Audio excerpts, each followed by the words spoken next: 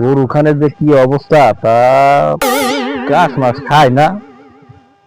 কি অবস্থা, কি এই আয় আয় আয় আয় আয় আয় আয়।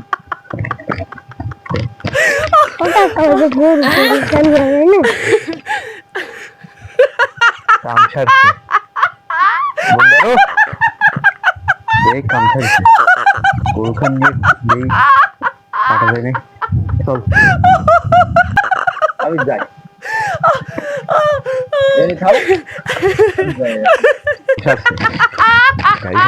গরু মরে আর নেওয়া লাগবে না, তুই গাড়ি নিয়ে চল দি।